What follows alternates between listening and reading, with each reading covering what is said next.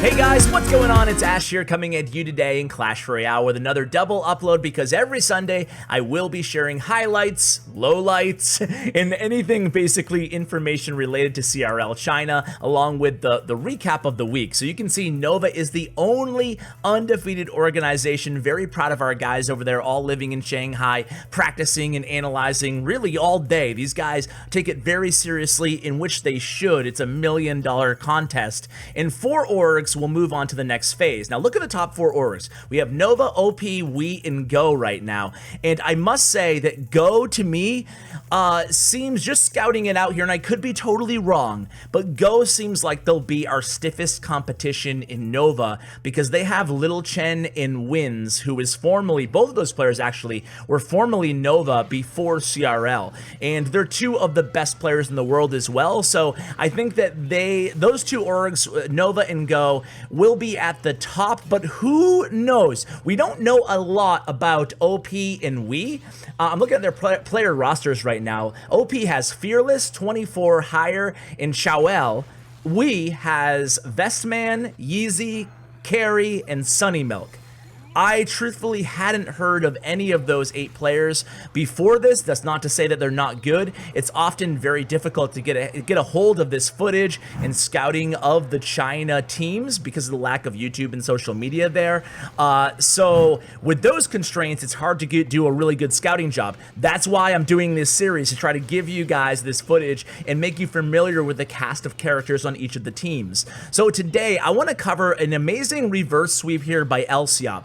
He actually loses this first match to High from JD Gaming, and then he uses the same deck in all 3 matches, and pretty flawlessly, with some great prediction plays, is able to come out with a victory in match 2 and match 3. Now, I rarely show you guys losses on the pro that we're focusing on here, so I think it might be a learning experience on Lciop here, going against a graveyard deck. Now, of course, the thing that you have to really worry about going against a graveyard deck is the counter pushes, right? I mean, whatever defends Lciop's Hog is going to come back at him and could potentially support a very big graveyard push. So we have to be very careful about that. And I think that's probably what ends up costing Lciop the game here in this first match. So unfortunately, it's really annoying to deal with the deck that he's going against here. With the Goblin Hut, which is always going to annoy, and you can see he's going to use his Hog rather aggressively against that Goblin Hut, trying to take it out basically immediately. You can't allow a big stack of those Goblin Huts. By the way, the last card in Lciop's deck, well, you can probably see it on the, actually you can't see on the overlay because I'm not adding overlay because I'm letting you guys look at these players,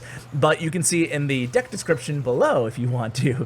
But it is a fireball, so we don't have poison. If we had poison in this deck, and at tournament level standard, I wouldn't be afraid to experiment with poison instead of fireball. This match wouldn't be that big of a deal. So right now, we're trying to bait out a poison from the opponent. We have a Lumberjack, Guards, and Fireball, and it was a good job by Lciop. However, High was not biting. He just stacked up defensive units, and instead he wants to save his poison for offense, right? And you guys might have caught the previous push, but the Lumberjack that Lciop played just barely did not target onto any of the skeletons from the graveyard. It cost him about 300-400 damage.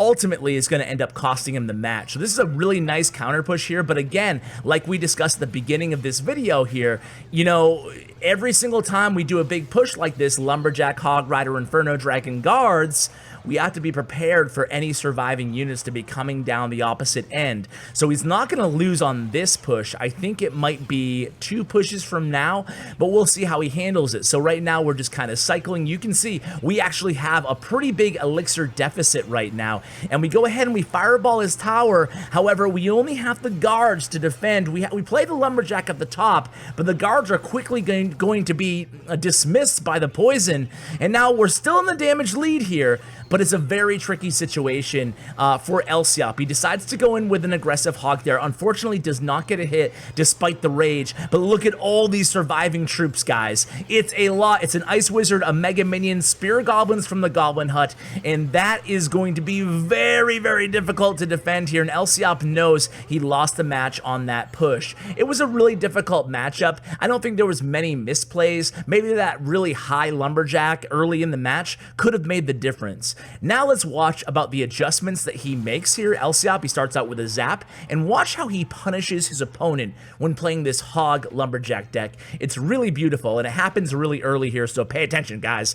So High splits guards in response to our split guards here. Now watch what happens the next play that High makes. It's a Hunter in the back. Now Lciop is very, very, very aware of the situation. He just realized that he used Hunter and guards really early in the match, and those are two really great Hog counters. How many Hog counters could he have? Well, it turns out he had two, and he played them. He cycled the guards, then he played a Hunter in the back, and that caused him to take a ton of damage on his left tower. It was really a very early turning point in this match, but from here on out, all Lciop really has to do is pick and choose his spots and defend, and just chip away at that left tower. So there it goes, a Lumberjack dies, one guard left remaining, but we don't want to be super aggressive here. We only had about 3 or 4 elixir at the time the Lumberjack died, so we're not going to send in a super aggressive Hog. Instead, let's wait and see what High does. He sends in a solo miner just to get some chip damage because he has no other obvious play, and there it is, the beautiful predictive fireball there. Was that not amazing? A predictive fireball right into that Hunter. Of course, when you're playing Hunter to defend against the Hog, the best place to put him is like right in between the bridge and the tower. And of course, Lciop, knowing that, had the predictive fireball and the perfect placement there, takes out that Hunter, gets more damage onto that left tower, and that was really, it had to be really irritating for High. Beautiful predictive fireball there. Of course, knowing that he had it in hand, knowing that he didn't have guards in hand, just beautiful play there by Lciop. And now, let's see how he responds to a big beatdown push. We're gonna play the Inferno Dragon first, knowing the opponent does have Zap. It's a 3-spell deck, Zap, Log, and Poison there, but just does a great job protecting that Inferno Dragon, giving him time to get that giant down, and then we really mitigated any big damage onto our left tower there, and we're just going to reload again with another Inferno Dragon on that next giant, and again, protecting that Inferno Dragon is crucial here, and he does a great job of it, using first the Ice Golem, and then the Lumberjack here. So now the Inferno Dragon, excuse me, can benefit from the Rage and help him take out the supporting troops. Now here comes another Hunter. That's going to be another fireball for us. We do get the swing on the Hog thanks to the fireball knockback, taking that Hunter out of range, and you guys know that the fireball will actually be one of the only spells, if not the only spell, no, lightning as well, that will cause the opponent's troops to actually retarget as well. I think maybe the Log, I don't know, the knockback effect causes retargeting, fireball, Log, lightning maybe, I don't know, help me out. I think it's just those 3 maybe. Anyway, match 3. So again, we go in pretty aggressive here with that Hog Rider, and check it out, man. I mean, we got the Zap really early, and we got another huge push here. By the way, High is actually playing the Pompeo deck that he came in #1 in the world with last season. I'll link that episode in case you guys missed it, because Pompeo actually had some absolutely amazing gameplay. It's one of my favorite videos that I put out this week, certainly, because he was beating hard counter after hard counter after hard counter using the deck that High is playing right now. Now, unfortunately for High, he isn't going to master this deck quite as well as Pompeo did, or maybe he did, and maybe Lciop's just that good. But either way, we're going to take that right tower really early here, so Lciop, again, has to feel really confident here. And when you see the Tombstone and the Ice Golem, you know, you still don't know if they're playing a Lava Hound deck or if they're playing the Balloon Cycle deck. When you see the Miner, then you're pretty confident they're probably just playing the Cycle version, but still, you can't be sure until you don't see that Lava Hound.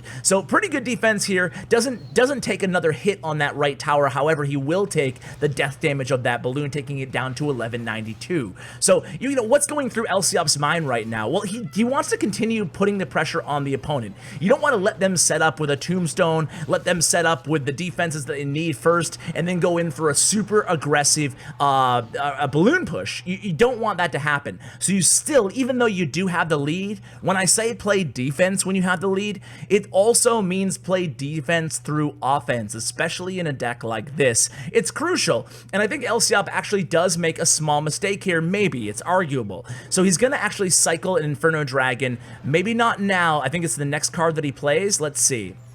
He uses Ice Spirit? Okay. So he uses Ice Golem. Where is it? Okay, he plays the Inferno Dragon thinking that the Bloom was going to come in the right lane, so he got juked out by High there, and there it is. This was a really, really good move by High, right? He actually does get that balloon there, and notice, we talked about the counters that Lciop has to High.